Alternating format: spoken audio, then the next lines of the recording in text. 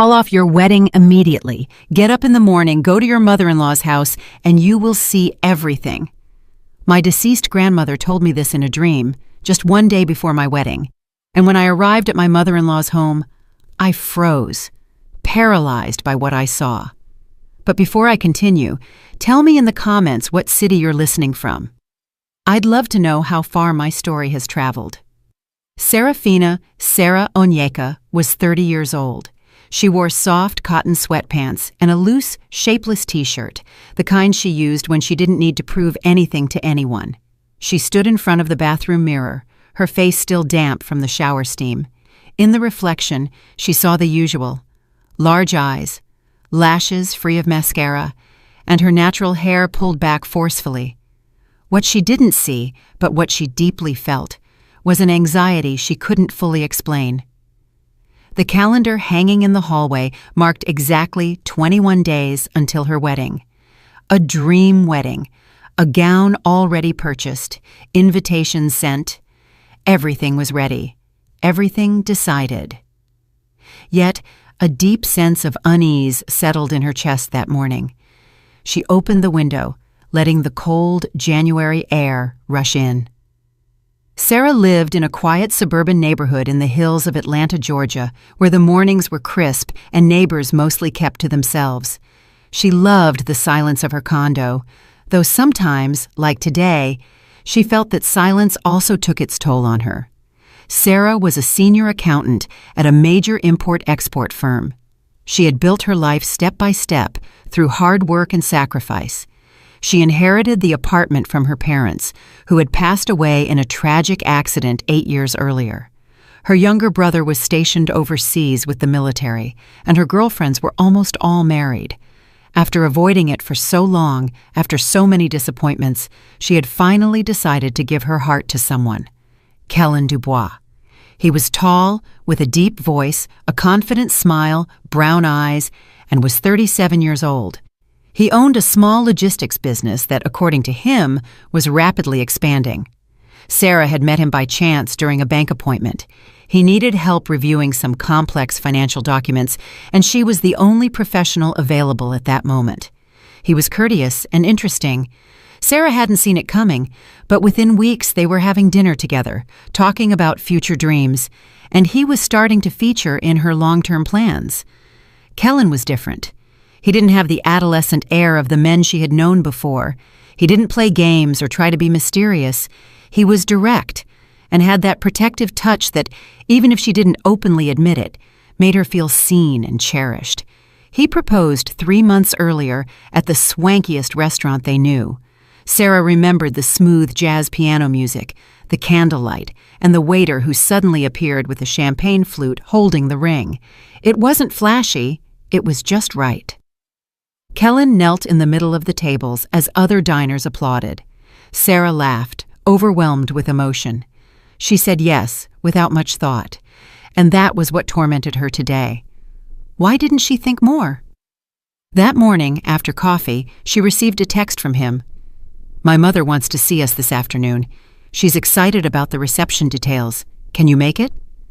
Sarah's finger trembled as she typed, "Yes, of course." It was the polite thing to do, the logical thing, but she couldn't forget the first time she visited that house. She remembered every detail.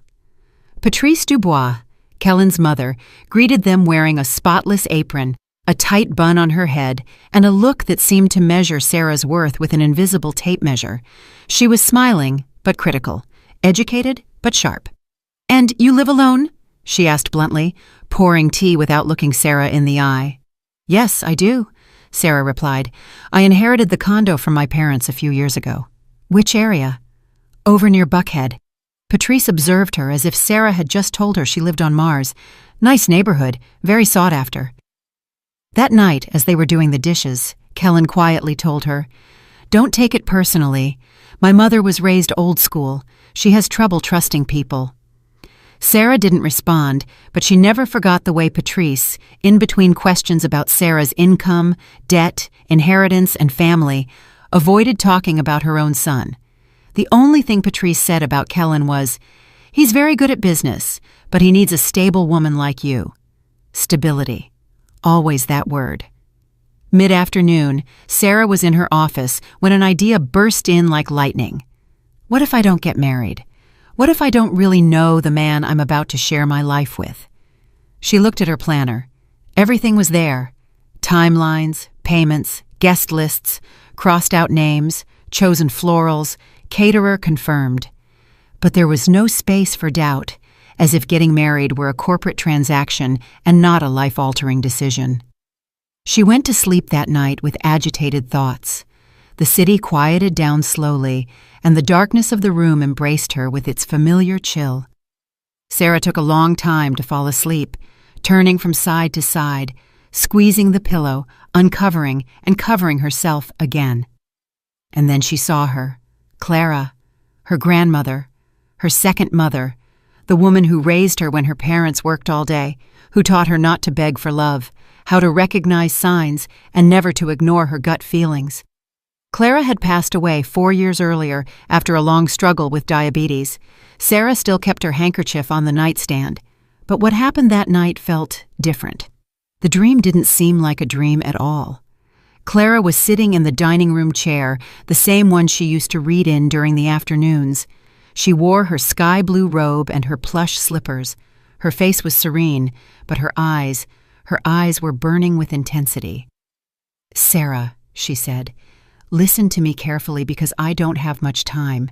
You have to get out of there. Those people are no good." Sarah couldn't move. She could barely feel her body. She could only listen. "Don't marry him. He is not who he says he is. Tomorrow go to his mother's house. Go alone.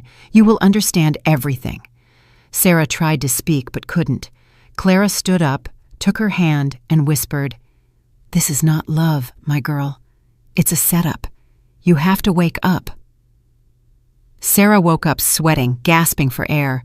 The clock read 4:36 in the morning. She sat up in bed. Everything seemed normal. The room was silent. The lights were off. But something inside her was shaking. She got up, walked to the kitchen, turned on the light, and poured a glass of water, her hands trembling. She looked at the calendar. Saturday, meeting with Patrice. She took a deep breath. Then she made her decision. "I'm going alone, and earlier," she murmured, feeling her grandmother's voice still floating in the air. She wouldn't tell Kellen anything. The next day, she got dressed without rushing. Denim jeans, a simple blouse, hair pulled back. She got into her SUV and drove in silence. At every stoplight, the dream returned. Clara's look, the warning. When she reached Patrice's house, she parked a few houses down the block. She walked the last few yards. The street was quiet. She rang the doorbell. No one answered. She rang again, and then, from the back of the house, she saw something. A young, light-skinned woman, blonde, wearing a hurried red jacket, rushed out the back door. She got into a compact sedan without looking back. Sarah froze. Moments later, Patrice opened the front door. "Sarah, what a surprise! Weren't you coming this afternoon with Kellen?" "I wanted to talk to you alone." Patrice observed her with a tight smile. "Of course, come in. I was just making a little something to eat." Sarah entered. The house smelled of old coffee. Patrice led her to the dining room, where a folder of papers lay open on the table. "I'm just reviewing the paperwork for the event venue," she said. But what Sarah didn't know was that the folder had nothing to do with the wedding. While Patrice went to the kitchen, Sarah took a quick glance. Names, lists, addresses, and a title. Single homeowners. A shiver ran down her body. Then she understood. The woman who left through the back door was not just a casual visitor, and Patrice was not just an intrusive future mother-in-law. Sarah swallowed hard, her heart hammered against her chest. Right there in that house where everything seemed orderly and quiet, her life began to crumble.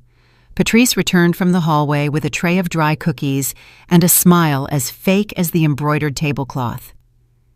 "Do you like chamomile tea, Sarah? It's calming," she said, placing the cup in front of her with slightly trembling hands.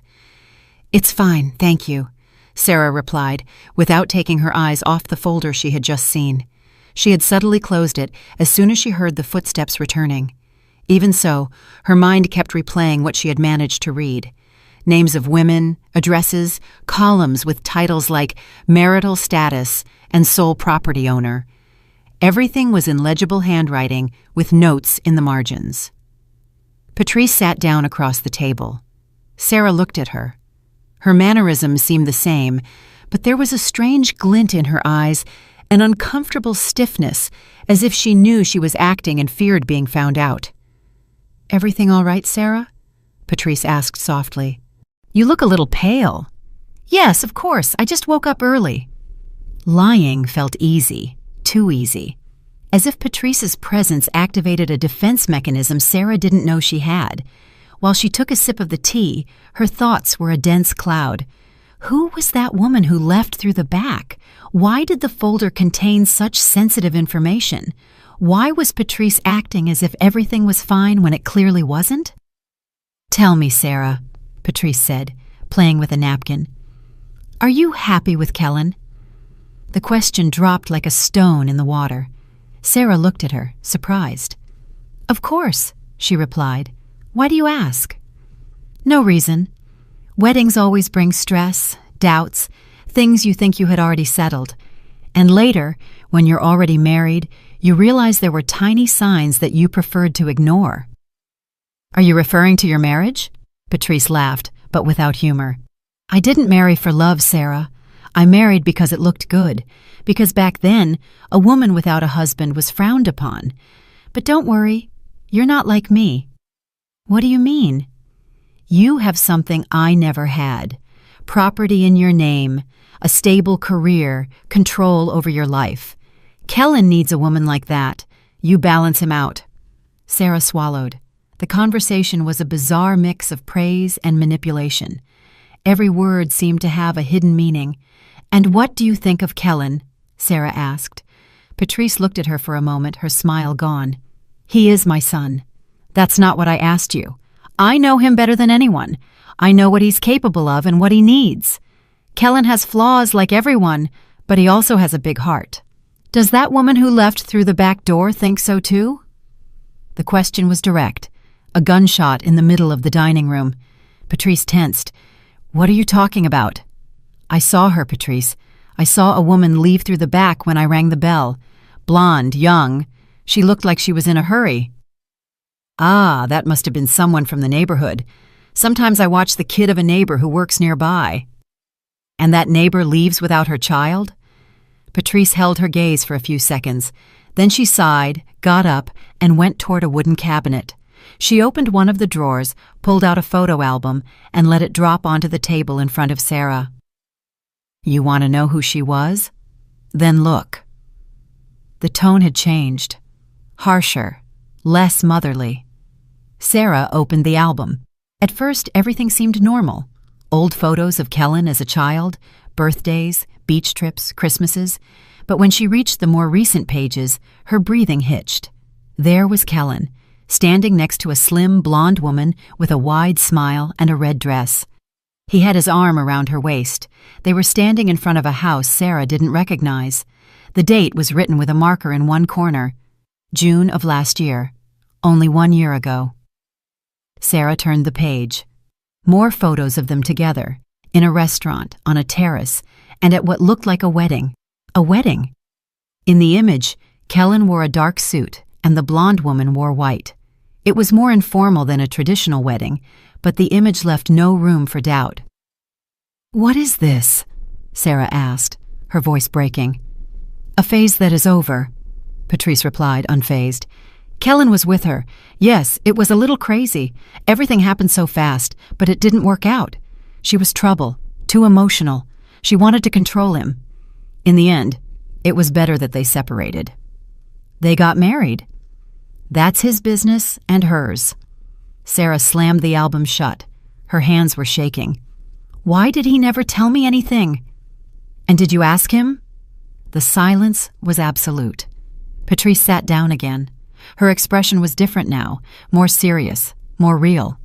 "Listen carefully to what I'm going to tell you, Sarah. There are things that are better not to know. Sometimes the past is just that, the past. Stirring it up only brings pain. And what about the deception? Do you think anyone gets saved from that? Sarah got up. She couldn't take it anymore. She walked quickly to the door and opened it. Patrice didn't move.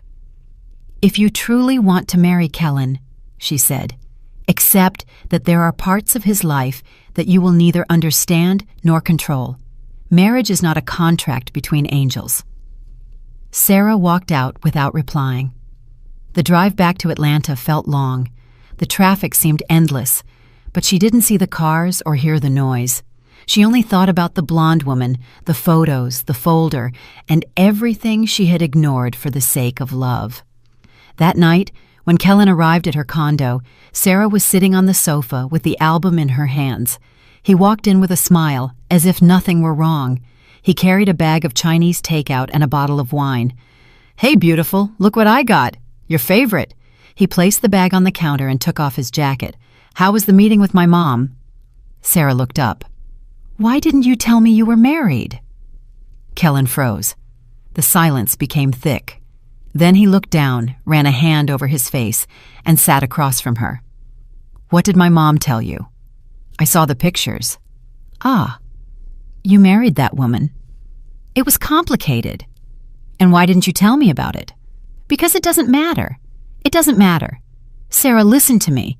It was a mistake, something that happened very fast. It lasted less than 6 months. She was unstable." "Did you meet her at the bank too?" Kellen didn't answer. "Did you ask her to sell her house too?" His gaze changed.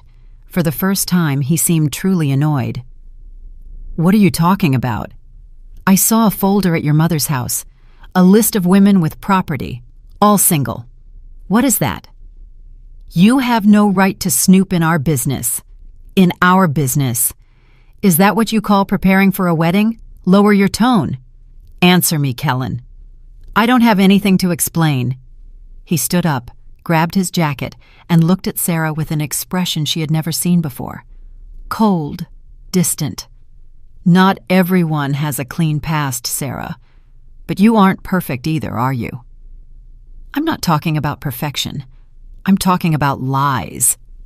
"Then keep your doubts. I don't have to justify myself." He stormed out of the apartment, slamming the door shut. Sarah was left alone with the photos on the table, and an empty feeling in her stomach that wasn't hunger. Her world was shattering, and she didn't know which part to pick up first. She couldn't sleep that night, not because she missed Kellen, but because deep down she felt the nightmare was only just beginning, and her grandmother's dream, far from being an exaggerated warning, was starting to look too much like a prophecy fulfilled. Sarah spent the entire night awake. Her eyes were fixed on the ceiling, her breathing irregular, and her mind spinning in relentless circles. The images assaulted her like flashes of lightning.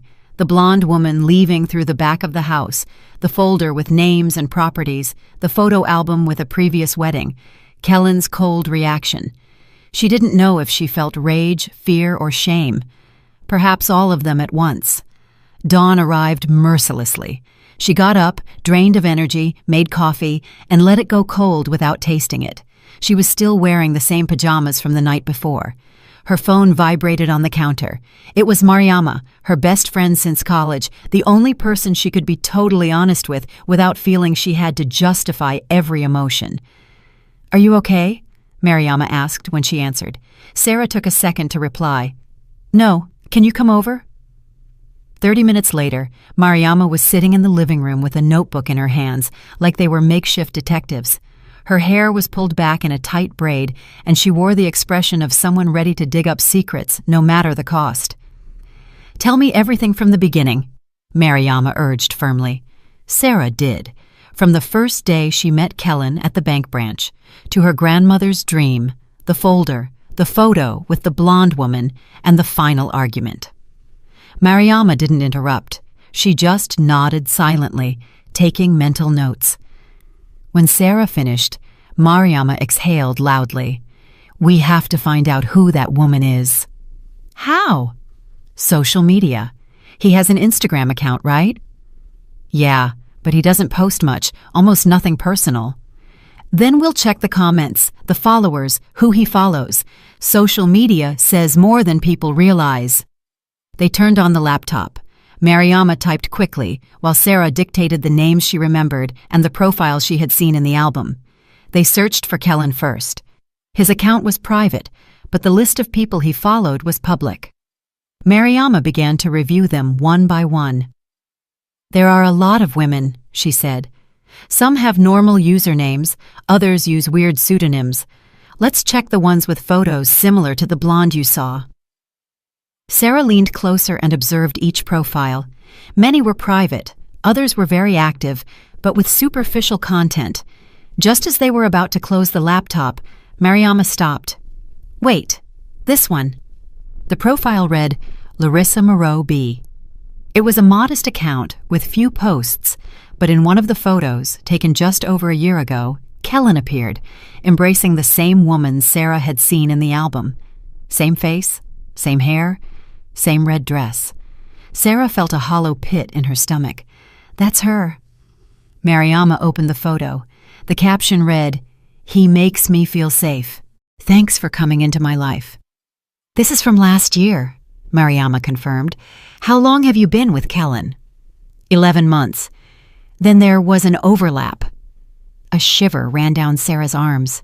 "What do we do?" "I'll write to her from my account. You can't show up. Not yet." Mariama drafted a brief but empathetic message. "Hi, Larissa. Sorry for reaching out like this out of nowhere. I have a delicate situation involving Kellen Dubois. I'd like to talk to you, please. This is not a joke." They sent it. Hours passed. Sarah couldn't concentrate on anything. Mariama stayed with her all day. At 5 in the afternoon, the response arrived. "Who are you? What do you know about Kellen?" Mariama showed her the message. Sarah felt her heart beating like a drum. "I just need to know if you were with him last year. Things aren't adding up. Please, I need to talk to you. It's important." 20 minutes passed before Larissa sent another message. "Yes, I was with him. I married him." "Who are you?" Sarah took Mariama's phone and wrote with trembling fingers. "I'm Serafina Onyeka. I am his fiancée." The reply came quickly. "Oh, God," followed by another message.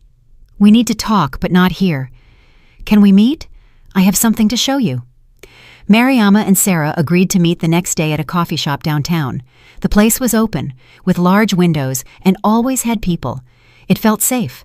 Sarah barely slept that night, but this time it wasn't out of fear. It was from a desperate desire to know, to understand, to confirm what she already suspected. The next day, Sarah arrived 10 minutes early. Mariama went with her but sat at a different table to observe from a distance. Larissa arrived on time. She was thinner than she looked in the photos. Her face was tired, with dark circles under her eyes, and her hair was pulled back in a loose bun. "You're Sarah," she said without greeting. Sarah nodded. They both sat down. "Tell me everything," Larissa said, her voice raspy. "How long have you been with him?" "Almost a year. I told my friend everything. We started looking on social media. You popped up." Larissa looked down, pulled a folder out of her purse, and placed it on the table. "Everything is here. Copies of the documents for the house I sold, messages from him, the police report, even though it was useless." Sarah opened the folder. The papers were neatly organized: public deed of sale, bank deposit slip in Kellen Dubois' name, a printed WhatsApp message where he promised her, "In 6 months, I'm going to give you the house you deserve." "What happened after you sold?" "He vanished. He took all the money, changed his number, blocked me. I went to his house, and his mother told me he was traveling, that she didn't know anything." "You didn't file a police report?" "Of course, but there was no way. Legally, it wasn't theft. I sold willingly. He didn't force me. I didn't leave any record that the money was for him. I didn't sign anything." Sarah felt a knot in her throat. "And how did you meet him?" "At the bank, too. I went to do some paperwork. He helped me with some documents. He seemed kind. We started dating from there. He told me I was different, that he had finally found a mature, strong, secure woman, and I believed him." "You never suspected anything?" "I did, but I confused it with normal stuff. That he didn't talk about his job, that he didn't introduce me to all his friends, that he was always so careful with his cell phone. But I thought he had trauma. I felt sorry for him. Sarah took a deep breath. I swear I didn't know anything. Larissa nodded. Her face softened. It's not your fault either. He's a professional. He doesn't improvise. He has everything calculated. Do you know if he's done this before? I don't have proof, but his mother knows everything. She covers for him. And there was another woman, Simone. I overheard her name once. Kellen mentioned her by mistake, thinking I was asleep. Do you know anything about her? Only that she disappeared. No one knows where she is. They think she moved to another state, or maybe something worse happened. Sarah felt her stomach clench. You think? I don't know. But if I hadn't had my sister nearby, maybe I would have ended up the same way. I got depressed. I shut myself away. I lost my friends. I didn't trust anyone. And now I work part-time. I'm recovering, but I have nothing of my own. Everything went with him. Sarah remained silent. She looked at the papers, the names, the dates. Everything fit. Can I keep this? Do it. And if you can, report him. Even if it doesn't put him in jail, at least he won't do the same thing again. They said goodbye without a hug. Larissa walked toward the street as if carrying 1,000 pounds on her back. Sarah stayed alone at the table, looking at the papers. Mariama approached, her face distraught. You heard her? Yes, Sarah replied. And she's not the only one. That night, while reviewing the documents in her condo, her phone vibrated. Unknown number. Sarah answered. Hello? A woman's voice, low, almost a whisper. Are you Serafina Onyeka? Who is this? I can't say my name, but listen to me carefully. Don't marry Kellen. He is not who he says he is. Sarah was speechless. Who are you? Just someone who knew him. He ran off with everything I had. Don't let the same thing happen to you, please. And she hung up. Sarah stood alone with the phone still to her ear as it began to rain outside. The rain wasn't heavy, but it had that persistent sound that seemed to drag dark thoughts, memories one would prefer to bury. The echo of the anonymous voice still floated in the air of her condo, as if every corner had heard it. Don't marry Kellen. He is not who he says he is. She turned off the phone with cold hands. She felt a pressure in her chest, a weight she could no longer ignore. What at first seemed like a bad feeling had transformed into a truth that haunted her every step. She was engaged to a man who built his life on lies. The next morning, before even having coffee, she dialed Mariama's number. Her voice sounded decisive, with no room for doubt. I need an investigator. A good one, someone who doesn't just search social media. I want real evidence. Mariama didn't ask questions. She sent her the contact of someone trustworthy, a man named Vernon Gabe Arriaga, a former police officer, now a private detective. He had a reputation for being discreet and meticulous. Sarah called his number without thinking. The appointment was in a small office located in an old building downtown. Gabe was a man in his 50s, with a trimmed beard and gray eyes that seemed to see more than they should. He listened carefully while Sarah explained everything. He didn't interrupt even once. He only took notes with a blue ballpoint pen that looked worn out from writing other people's truths. Do you have proof? He asked when she finished. Only this, Sarah replied, handing him the folder Larissa had given her. And a couple of messages, an anonymous call. Gabe quickly glanced through the documents. This is enough to start, but not enough for a formal report. Let's see what else is out there. How much time do you need? Depends on how many bodies the guy has in the closet. But I warn you, if what you're telling me is true, you won't like what I find. I don't like anything anymore, Gabe. I just want the truth. Gabe looked at her for a few seconds, as if measuring her resilience. Then he nodded. I'll call you in 1 week. The following days were torture. Sarah lived with her phone glued to her hand, waiting for news. She avoided Kellen with simple excuses: work meetings, headaches, accumulated workload. He responded with understanding and sweet messages, as if he genuinely worried about her well-being. That was the most unbearable part, the theater, the constant performance of a man who knew how to fake perfection.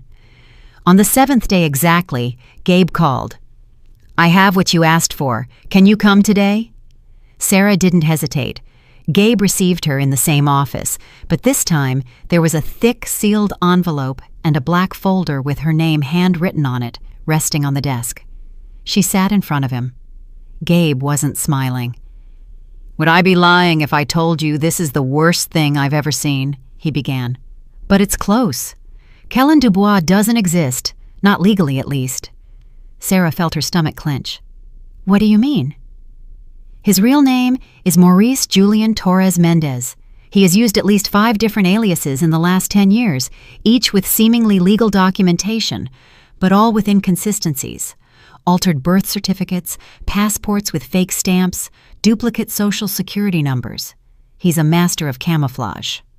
Gabe opened the folder and showed her several copies.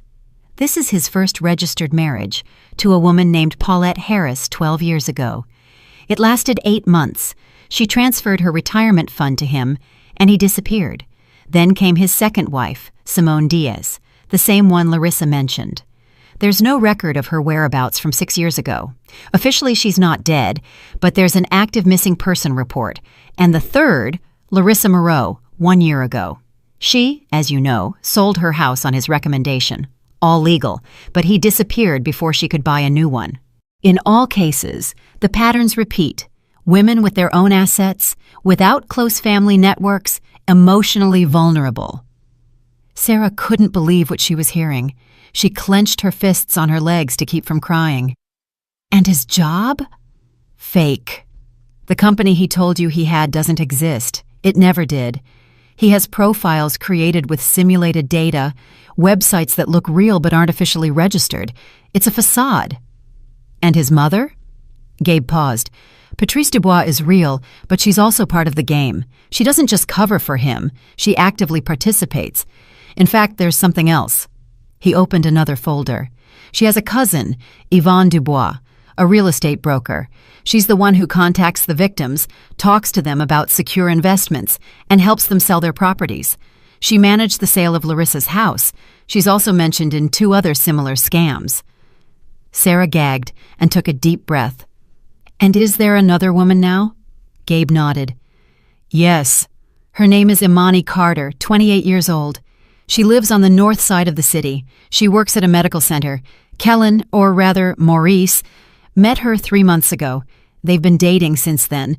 She doesn't know about you, and he's already talked to her about investing together."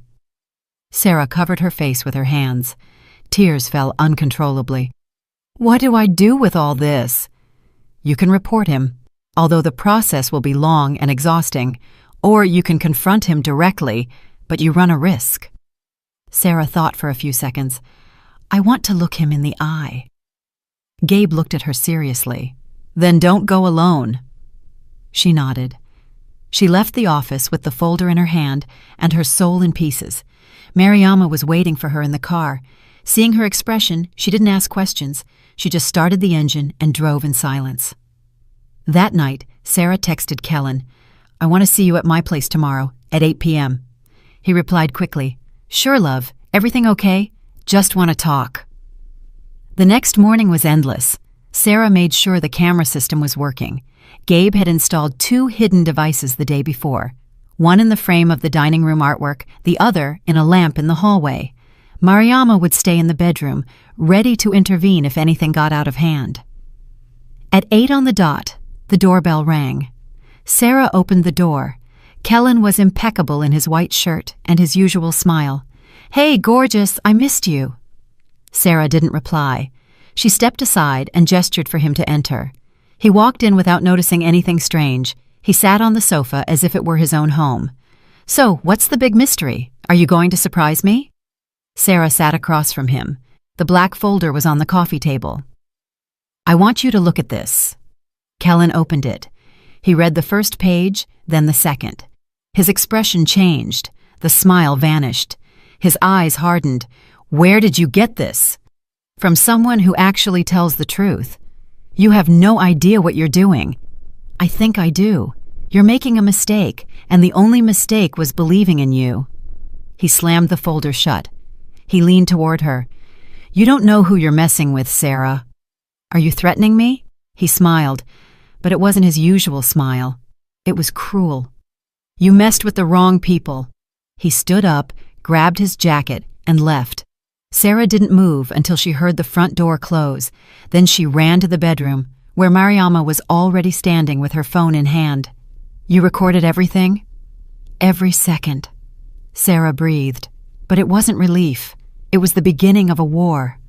The silence in the condo became dense, as if the walls had heard every one of Kellen's words and also knew that something terrible was coming. Mariama slowly closed the bedroom door, the video recorded and protected on her phone. Sarah sat on the edge of the bed and looked down. She wasn't scared yet, but she had a clear awareness of what she had just provoked. She had crossed an invisible line. She was no longer the woman who had been deceived. Now she was the woman who had exposed an entire web of lies. And in Kellen's world, that was declaring war. The first thing she did was cancel the wedding. She called the event planning company, the banquet hall, the florist, all of them one by one. Each call was a liberation, yet also a wound, because the pain didn't stop. Not the pain of lost love, but of the deception, the depth of it, the systematic nature, the planning, the cruelty. A few days later, the other things started. At first they were small, a call from a blocked number that hung up as soon as she answered. Then another with a distorted voice that only repeated her name and hung up.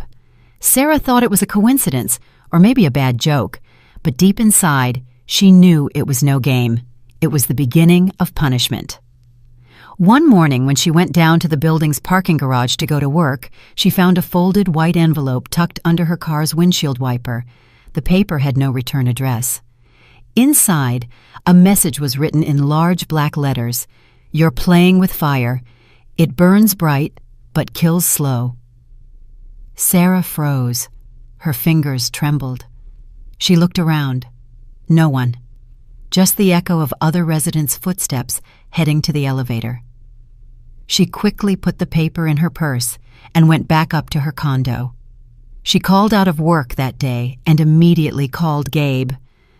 They've started, she told him bluntly. I told you that would happen. Do you have the envelope? Yes, I'm on my way. Stay inside. Don't open the door for anyone. 30 minutes later, Gabe was knocking. He carried a briefcase and wore a somber expression. He examined the paper, photographed it, and stored it in a plastic evidence bag. This isn't just intimidation. This is a notice. It's his way of telling you that you're no longer playing on his turf. Now you're a threat. What do we do? We're going to install cameras. One at the door, one in the hallway, and I'm leaving you a panic button. Activate it, and I get an alert immediately. You can't be alone anymore, Sarah. She slept with a tight heart that night. Mariama stayed with her, asleep on the sofa. Gabe promised he would move contacts at the district attorney's office. The evidence was overwhelming, not only from his investigation, but also from the testimonies of Larissa and other victims who had been encouraged to speak after Sarah, with Mariama's help, contacted them. The file was building, but there was still no arrest warrant. Only an open investigation. The following week was worse. When Sarah returned from the supermarket, she found her apartment door ajar, not forced, just unlocked. Her heart pounded. She didn't enter. She slowly backed away, pulled out her phone, and called Gabe. They're inside. My door is open. Don't go in. I'm coming now. Call the police. The officers arrived quickly and checked the apartment. Nothing was stolen, no broken glass, no ransacked drawers, nothing except the cabinet where she kept her property deeds. It was a mess. The documents were still there, but clearly someone had touched them, searching for something specific. On the bed, a loose sheet of paper, a message written in the same hand as the previous one. You think you won? This is just getting started. Sarah felt an icy shiver on the back of her neck. Gabe spoke with the police, presented his credentials, and showed them part of his report. The officer took notes and promised to reinforce surveillance in the building, but that didn't calm her. "They're not just trying to intimidate you anymore. They're marking you. They're going further," Gabe warned her. "They don't want to scare you. They want you to shut up, to disappear." "I'm not leaving," Sarah replied firmly. "Not after all this." That night, reviewing the installed cameras, they saw something unsettling. At 3 a.m, a man in a baseball cap had stood in front of her door for over a minute. He didn't ring the bell. He just stood there, motionless, and then left. His face was not visible, but his posture, his build, were unmistakable. Kellen. The video was delivered to the authorities. Days later, someone else knocked on her door. It was a tall, slender woman with a harsh elegance, as if built through forced distrust. Yvonne Dubois, the real estate broker, the same one Gabe's report had linked to the sales of the other victims. Sarah didn't open the door. She watched her through the camera. "Sarah," the woman said, looking directly into the lens, "I don't want trouble. I just want to talk." "I have nothing to discuss with you. You're walking a very thin line. You've done enough. Leave things as they are and all this ends." "Is that a threat?" "It's advice. You have no idea who you're messing with. You don't know what my family is capable of." "The police already know who you all are." Yvonne laughed. It wasn't a funny laugh. It was bitter, like someone who knows they are above the law. "The police won't protect you when we're inside, and believe me, we can get in whenever we want." Sarah felt her blood run cold. Yvonne left without looking back. Sarah sent the video to Gabe. He shared it with the district attorney. The case gained momentum.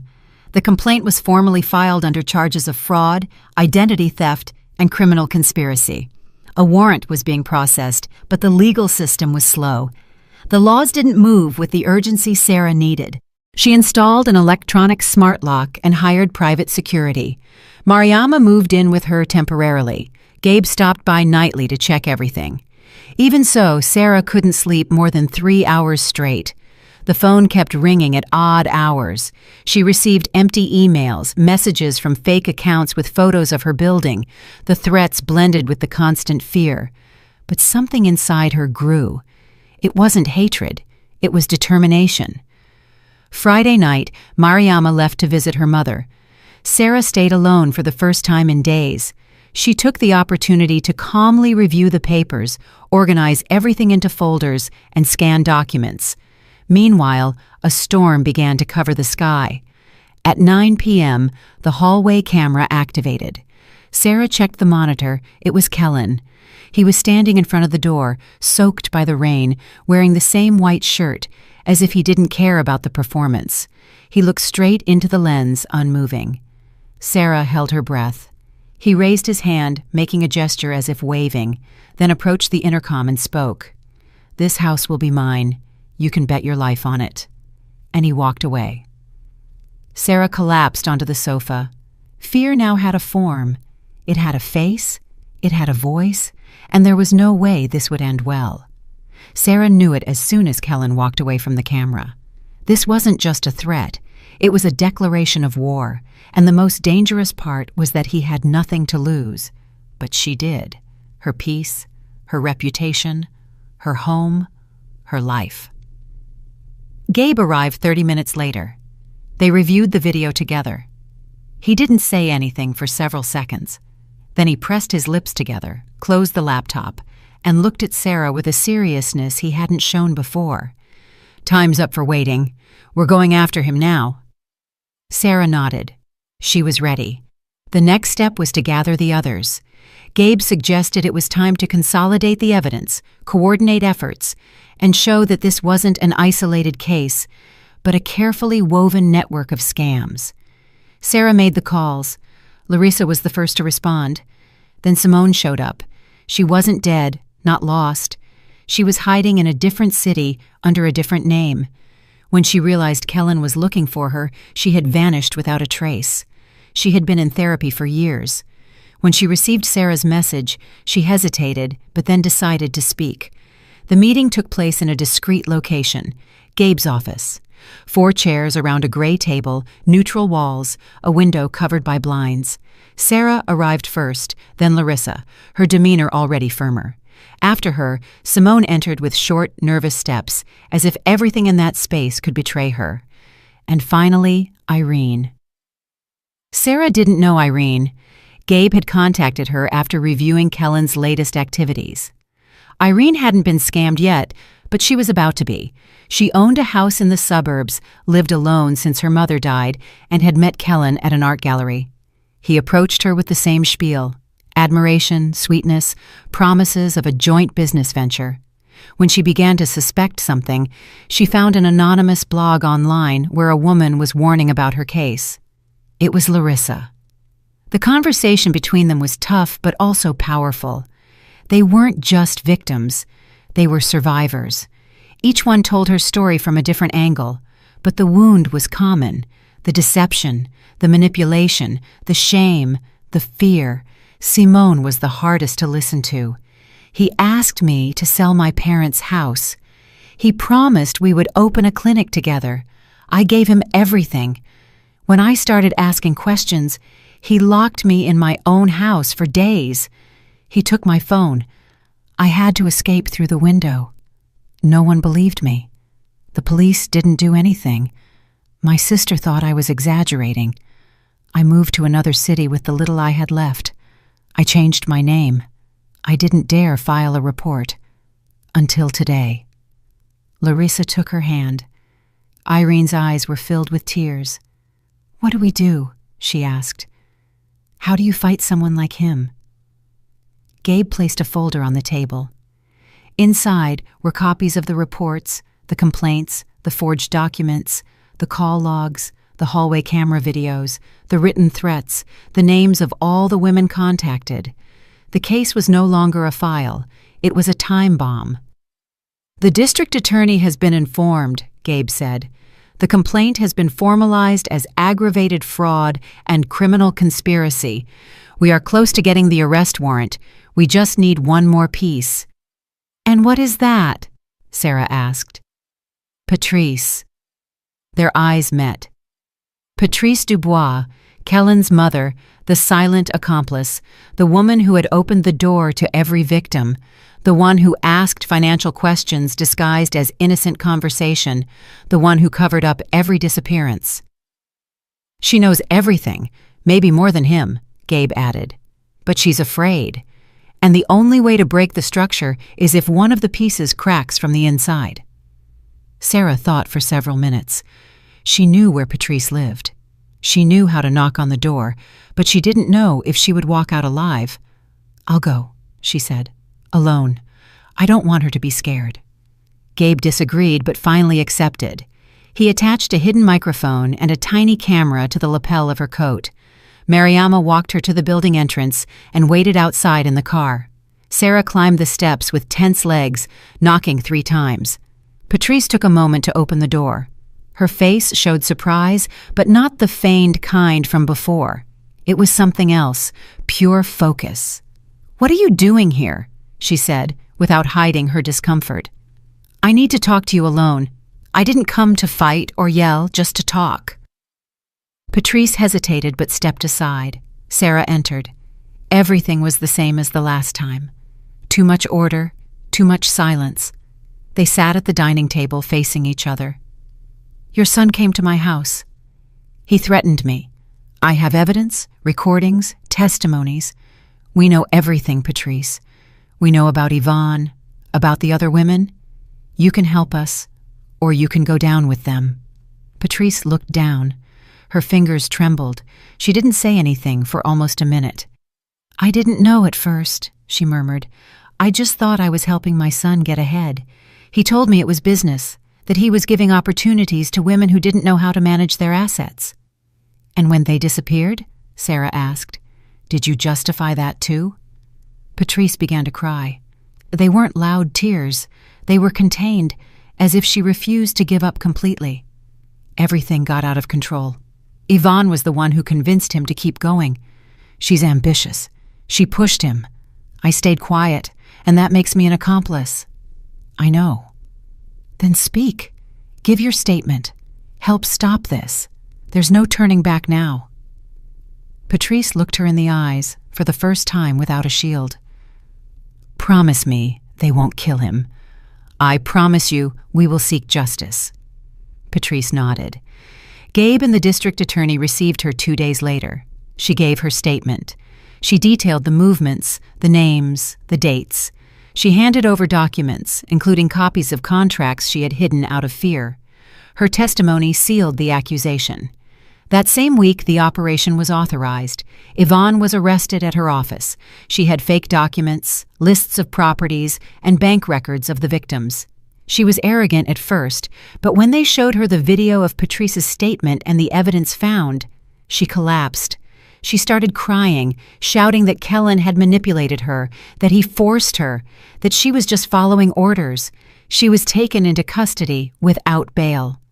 The media began to sense the scandal, a network of scams affecting single, vulnerable women operating right out of their own homes. Social media filled with messages. More women wrote to Gabe and Sarah. There were other victims in other cities, in other states. Some had been silent for years. Now they felt they could speak. Sarah couldn't believe how far everything had gone, and still, the most important part was missing. Kellen was gone. Since his last appearance on camera, he hadn't been seen again. His phone was off. There were no bank movements, no digital trace. But Gabe didn't let up. Thursday night, Sarah's phone vibrated. It was late. Mariama was asleep. Gabe was on the screen. "Sarah, we've got him." She sat up immediately. "Where?" "In the city, at a motel in the El Rosario district, registered under the name of Maurice Steven Suarez. An informant recognized him from the photo that circulated. We've activated the warrant. The police are on their way."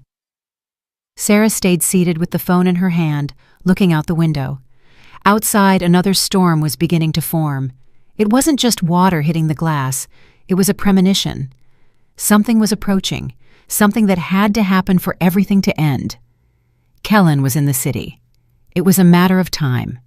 Justice already had him on the radar, but the story didn't end with his location. The final act was yet to come. She didn't sleep that night.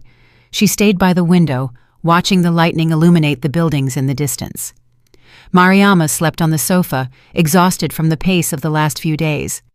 Gabe had promised surveillance at the building entrance, a patrol car that would make constant rounds. But deep down, her true fear was that Kellen would show up without warning, without law, without mercy. At dawn, a call from Gabe startled her. "Sarah, don't panic, but last night someone tried to force the back door of the building. They didn't manage to get in, but a camera in the alley caught the face. It was him." Sarah felt a cold rush through her body. "What do we do now?" "The arrest warrant has already been issued. We are actively looking for him. You have to stay where you are. Don't go out. I'm sending 2 plainclothes officers to stay outside your condo. This ends this week." That same night, the silence was different, heavy, intense. At 2:15 in the morning, the cameras activated.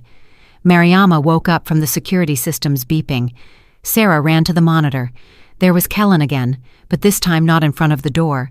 This time with a lock-picking tool in his hand, forcing the smart lock. Sarah didn't scream, didn't cry, didn't tremble. She just pressed the emergency button. In seconds, Gabe was notified. Mariama grabbed her phone and called the assigned patrol car number. Sarah backed away, watching Kellen's every move on the camera. He was focused on his task. He had lost the charming man disguise. His face showed anxiety, contained fury, and desperation. A few minutes later, a loud bang interrupted his attempt. 4 officers surrounded him. Kellen tried to run but was tackled. He was subdued against the ground. He screamed Sarah's name with rage, as if she were the one stealing his life. The officers handcuffed him and dragged him out of the building. Mariama hugged Sarah without saying a word. Sarah didn't cry, didn't shake. She just closed her eyes. For the first time, she could say she had survived. The news traveled fast. The media reported the arrest of an alleged serial fraudster accused of defrauding several women across different states. Kellen Dubois, also known as Maurice Torres, was in custody. The preliminary hearing was scheduled for 5 days later. The courtroom filled with faces that knew his story from the inside. Sarah arrived accompanied by Mariama, Gabe, and a prosecutor. Larissa, Irene, and Simone were there too. Patrice arrived alone. No one hugged her, but everyone understood the cost she had paid for testifying against her own son. When Kellen was brought before the judge, his eyes locked on Sarah. He didn't say a word. His face was hard, with no trace of emotion. He wasn't the man who had charmed her. He was another, a hollow being like an abandoned house that only retains its facade. The prosecutor presented the evidence. The recordings, the forged contracts, the testimonies, the bank accounts, the multiple identities. Each witness contributed a piece of the puzzle. When it was Patrice's turn to speak, the silence in the room became heavy. "I was his mother," she said, "and I failed as a mother. I kept silent about what I should have reported. I looked the other way when the lies became obvious. I thought I was helping my son remake his life, but what I did was support his evil." The judge listened in silence. In the end, he ordered preventative detention without bail. The trial would run its course, but Kellen would not be released to the streets again without facing justice. Sarah didn't smile, didn't celebrate. She just breathed, a deep, different, free breath. Outside, the victims hugged each other. They were not the same women he had tried to destroy. Now they were different. Stronger, closer, more awakened. Gabe looked at them with respect. Mariama cried silently. Sarah only looked up at the sky. It was as if her grandmother was there, watching everything. That night, Sarah went to bed early. Mariama decided to sleep in her own place for the first time in weeks. The condo was calm. Everything was in its place. Everything in order. At 3 a.m, she dreamed of her grandmother again. But this time, they weren't in the kitchen. There were no warnings, no fear. They were in an open field, a place full of sweet-smelling flowers. Clara looked at her with a smile that lit up her face. "Now you are truly free," she said. "You did the right thing, not just for you, but for all of them." Sarah woke up with tears in her eyes. They were sweet tears, of relief, of gratitude. The sun was coming through the window. The storm was gone. Days later, she began to write, not as therapy, not as revenge, but as a legacy. Her story had to be known. It had to reach other women, those who lived with manipulated hearts, those who didn't know how to recognize abuse behind a smile, those who thought love naturally hurts, those who were silent out of fear, shame, or guilt. The book was titled The Ones Who Woke Up in Time. It was a success, but more important than that was the network of support that formed from it. Sarah founded a nonprofit organization to help victims of psychological abuse and emotional manipulation. Irene became a counselor, Larissa the project's accountant. Simone, after several months of recovery, dared to give public talks. Patrice, after serving her sentence for complicity, offered her testimony from the other side of shame. Kellen was sentenced to 20 years in federal prison, not for love, not for betrayal, but for fraud, moral damage, and criminal conspiracy. But the deepest justice wasn't in the courts. It was internal. Sarah walked the street again without looking over her shoulder. She learned to trust again, though with wider eyes. She slept again without expecting dark dreams. She returned to being herself, but a new version, stronger, wiser, more alive. And every time someone asked her how she got out of it all, she said the same thing. It wasn't just for me. It was because someone from another place warned me, woke me up, and held me when I couldn't stand it anymore. There are battles that seem too big, monsters disguised as love, shadows that steal our breath.